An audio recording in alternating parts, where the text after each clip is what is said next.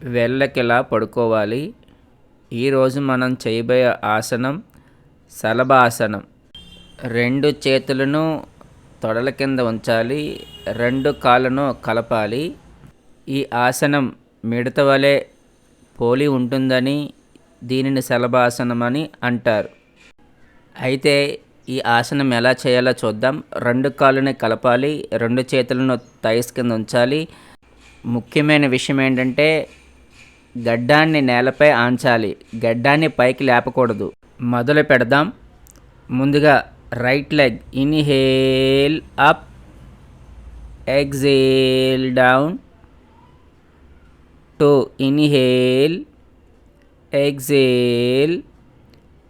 3 inhale, exhale. 4 inhale, exhale down. 5 inhale,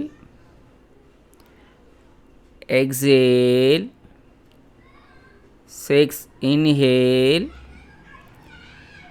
exhale down. 7 inhale, exhale. 8 inhale, exhale. 9 inhale, exhale. 10 inhale,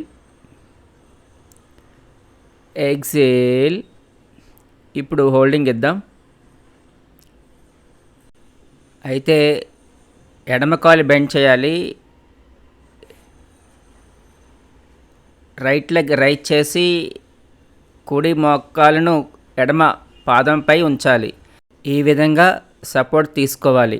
1 2 normal breath. 3 4 5 6 7 8 9 10 11 12 13 14 15 14 13 12 11 10 9 8 7 6 5 4 3 2 1.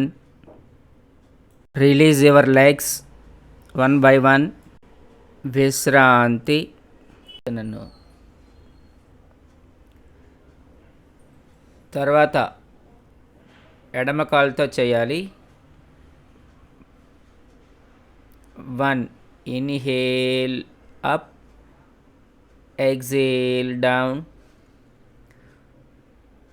2 inhale, exhale.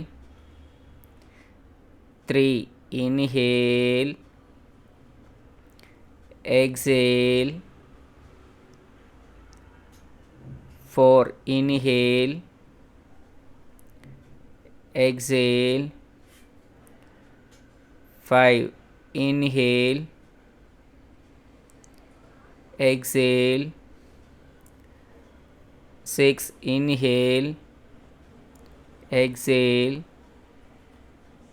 7 inhale, exhale. 8 inhale, exhale. 9 inhale, exhale.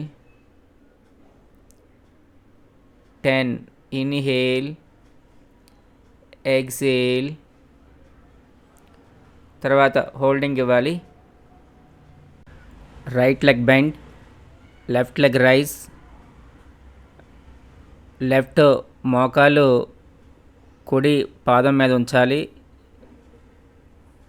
1 2 3 4 5 6 7 8 9 10 11 12 13 14 15 14 13, 12, 11, 10, 9, 8, 7, 6, 5, 4, 3, 2, 1.